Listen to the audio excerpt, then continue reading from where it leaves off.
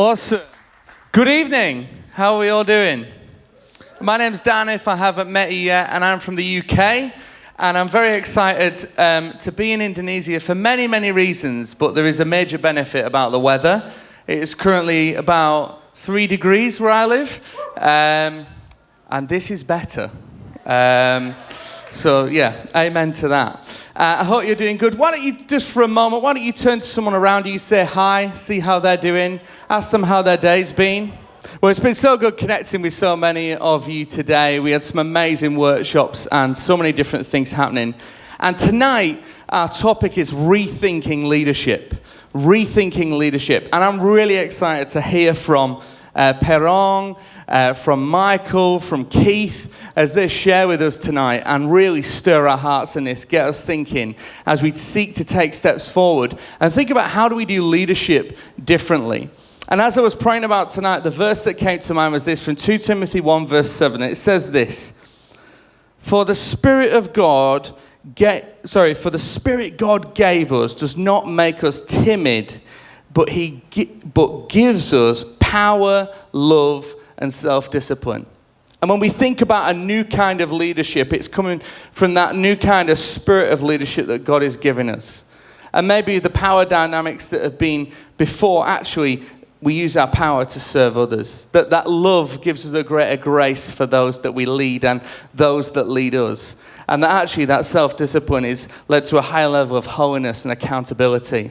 I'm excited for the kind of spirit of leadership that we're going to hear about tonight and what God's going to stir in us and what he is going to impart into us. And so before I introduce Michael, I'd love us to do the mentee. I don't know if you've been enjoying these? Okay, that was a mixed response. Yeah, who doesn't look? A QR code and fun. Great. Well, if you want to scan that and then give us a thumbs up when you're there, we've got a couple of questions tonight about leadership and rethinking leadership. So if you give us a thumbs up and then we know that you're on, should we try and get 100 thumbs up before we move on? Am I in the way of the QR code? No, sorry, thumbs up on there. Some people, but that's good. Thank you. Thank you for doing the exact thing I said. But we've got 43, 49, 50. There we go. It's going up, up, up, up, up, up, up, up. That's good.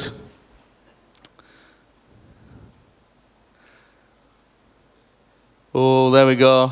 It's in the 70s. That's a lot of thumbs. Someone just keeps clicking their thumb, I think. There we go. Right. Here's our first question. Open response. Important values for church leadership today include ... Fill in the blank.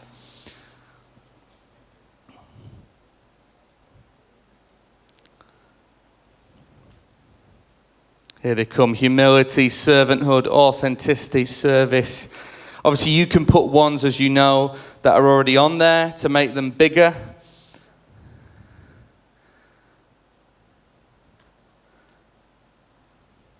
Integrity's right there, bang smack in the middle. Servanthood. Someone said, is there any other form of leadership other than servant leadership? I don't know who it was, but it's a good quote. Great. 2 more seconds. Any others coming in? Humility, integrity, love seem the strongest. Servanthood, faithfulness, authenticity, same thing, I guess. Amazing. What a beautiful collage of what leadership is to us. And now essentially tonight's speakers have got to hit all those points. That is the challenge. Please take note. Great. And then our next question is, it's going to come up on the screen. The role of leadership at the church is to, and then you can vote for these different ones. Be a role model of faith. So being that example, provide direction at church. How are we moving forward? Being a good listener. Do we know where people are at? Resolving conflict versus creating it, I guess. Administrate church finances effectively. Some of us love that. Others don't. Lead congregation to God, manage the staff or lead the staff. Let's keep them coming in. Being a role model of faith seems to be top right now. Being a good listener soon after that. It's pretty tight, those two. Providing direction, that leadership. Oh, sorry, leading congregation to God. Sorry, that's gone right up there. I guess you could say that links with be a role model of faith. Amazing. Great. Awesome. There's a very tight view. Leading congregation to God, being a good listener, but being a role model to faith seems to clinch it there. Are we happy with that with those results? Yeah? Okay, cool. Awesome. Again, the speakers have to cover all of those tonight. That's the point of this, right? We're just rewriting their talks for them. Awesome. Well, I hope you've had a great day. Excited for tomorrow as well. It's our final day together. Oh, no one. We're sad about that. But what a brilliant day today. So many different things. And really excited for what the guys are going to bring tonight. So in a moment, I'd love to introduce Michael. Michael, alongside his wife, Kathy, are doing some amazing things across the globe. Michael leads ISET. He's also the vice principal at Dallas Bible Seminary. And he's going to bring us some absolute gold tonight and some real pragmatics. Some story as well. And I've just had the privilege of spending time with Michael in South Africa for the last few days. One of the privileges I have is to be part of the Next Move global community, and me and my wife are the team leaders in Europe, and it's a real privilege. And it was a lot of fun being in South Africa, right? Because the best thing about South Africa is there is no health and safety rules. And so we got far too close to some lions. I still have all my fingers. That's all I'll say from that. But why don't we invite Michael up? I'd love to pray for him. Let's welcome Michael.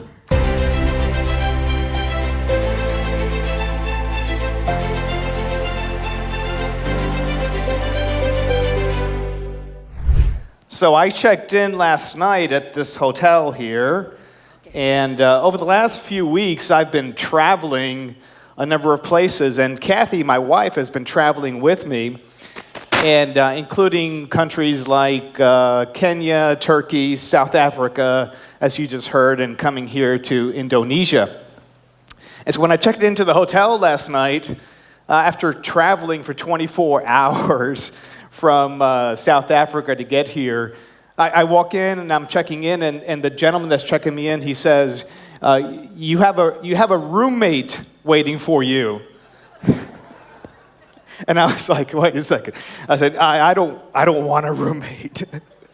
And then he shows me the list. He says, your roommate is Kathleen Franklin Ortiz. I was like, what?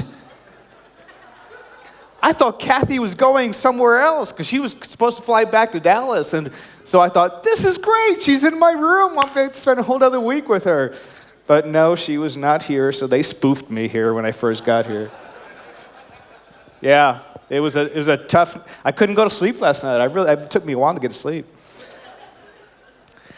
Rethinking leadership or church leadership.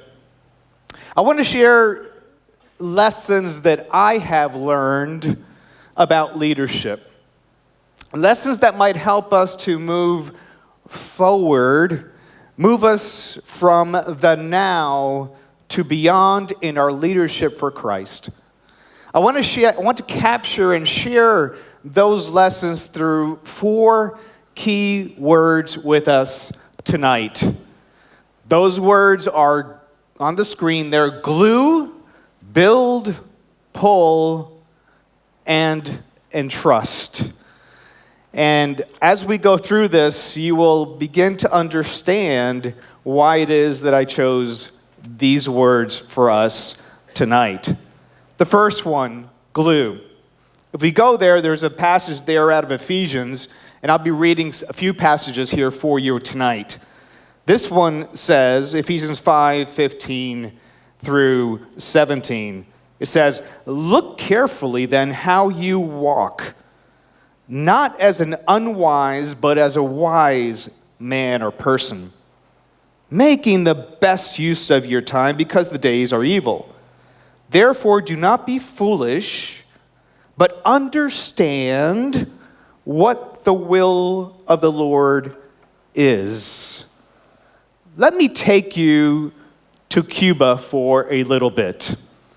This is a country in the Caribbean just south of Florida, and these are 7 seminary leaders in Havana, the capital of Cuba.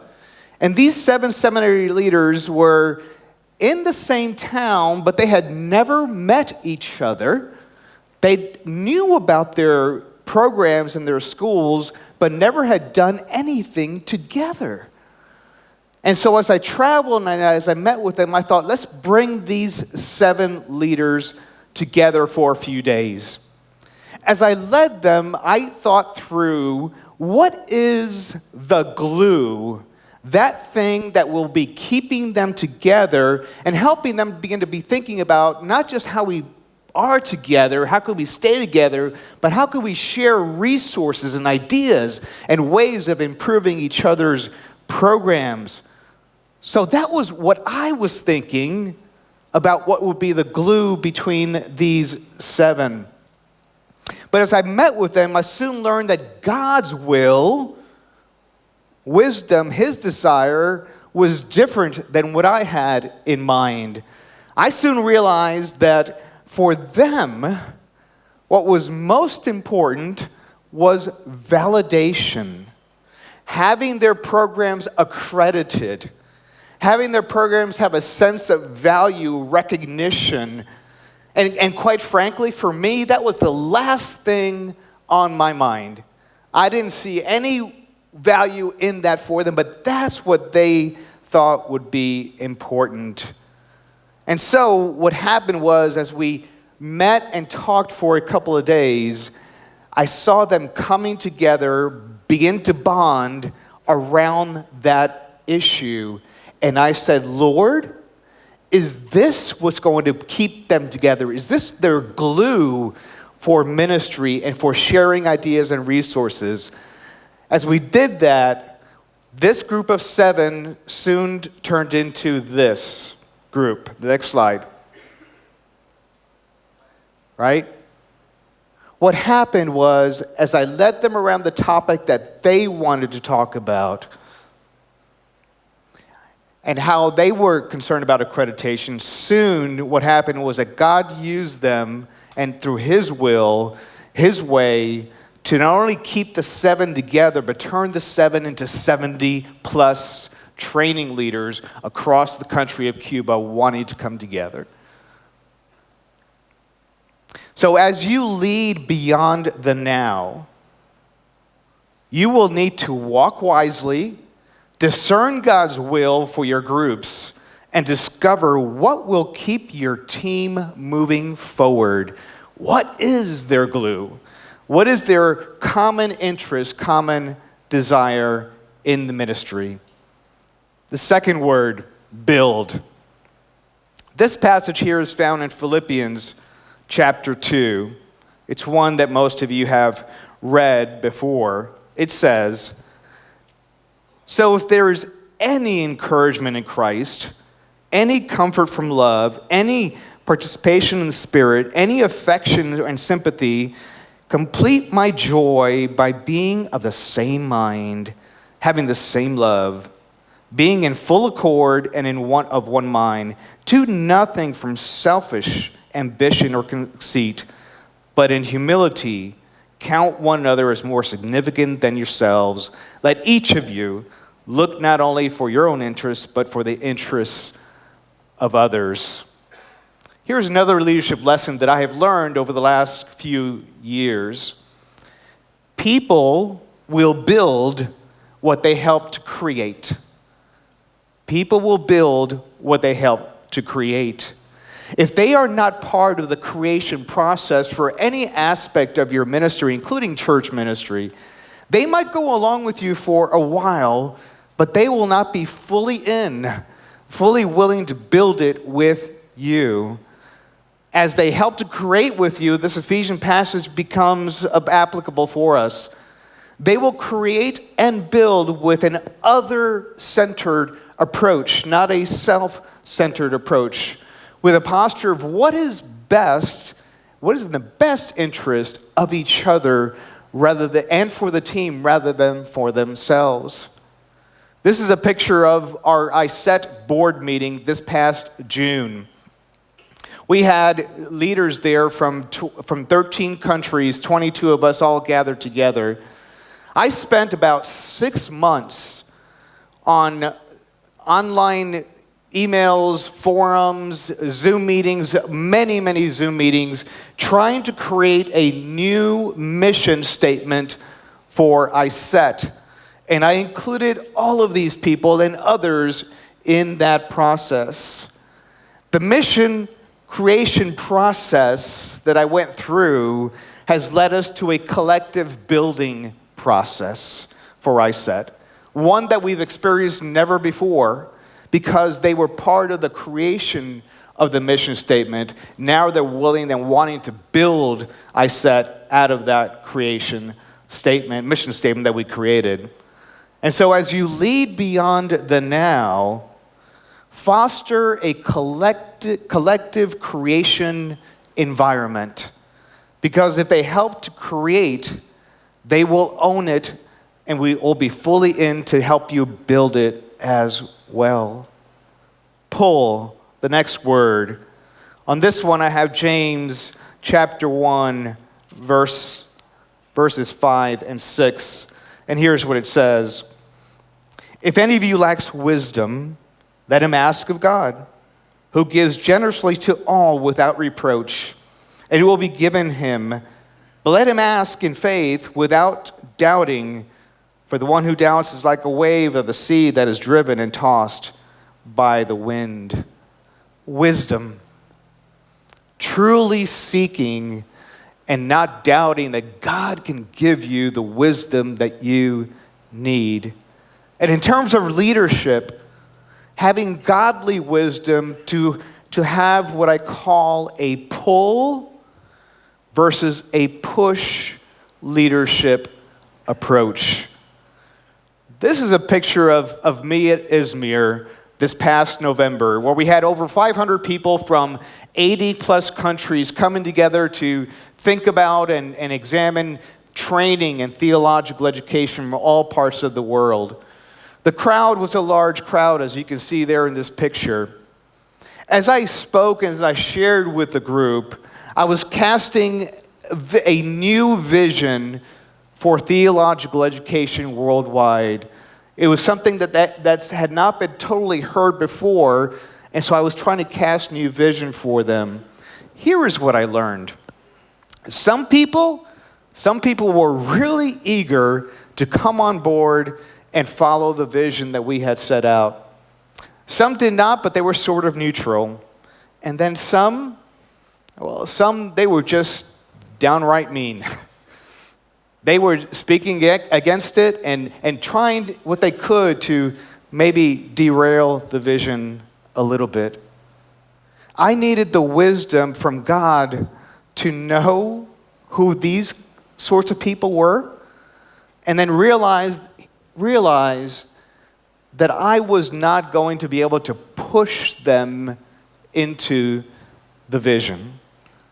But rather, I needed to know who I was able to run with, who's willing to run with me in this new vision, and trust that over time, as the vision was to unfold, that others would be pulled into it rather than trying to push them into it. And certainly since then, ISET's constituency, our global base, has continued to grow at a rate that we have not seen before, as the Lord allows us to continue with our vision, not push people into it, but let them see what's happening and pull them into the vision. As you lead beyond the now, seek God's wisdom to know who will run with you and run with them, and trust in a pull leadership for others to join you over time. And trust. Here's the verse we have here, 2 Timothy 2, 1 and 2. It says, "You then, my child, be strengthened by the grace that is in Christ Jesus, and what you have heard from me in the presence of many witnesses, entrust to faithful men who will be able to teach others as well." Entrust to others, passing it on, continuity for the long run. And I think I've heard a little bit about that here even today during some of the sessions. Leadership today must be more forward-looking than ever before. People talk about the next generation and emerging leaders, people like you, but what about the leaders beyond you, others that are coming after you? Imagine the next ELS conference. Imagine we gather again in a few years from now, and we come, and the purpose of it is not so much to talk about the future leaders, but we're celebrating the manifold, the multitude of leaders that are leading and teaching in all parts of the world for all God's people. Wouldn't that be something to come together and celebrate? That's what I begin to envision when I hear and I see what's going on in this conference. This is a picture of these two little guys. That's Starner with his hand up, and that's Kit, my two grandchildren. And look at him. He's like, sign me up, right? He's like, come on, I'm all in. But here's what I want to share, why I wanted to share this picture. Likely, I may not see these two young people live into their 30s. Likely not. I can do all I can right now to shape them for Christ while the Lord still gives me breath, and I'm doing that already. But what you do and others that follow you do will shape Starner and Kit's world and will further shape them for Christ. I am counting on you to entrust, to pass it on. As you lead beyond the now, shape not only your next generation, but their next generation and the next generation. And trust for the long, long run. The words, glue. Go to the next slide. The word glue. Know what will keep your team together. Build. Create together to build together. Pull. Pull the naysayers over time. Don't let them derail your vision for ministry. And trust. Lead for multi-generational kingdom impact.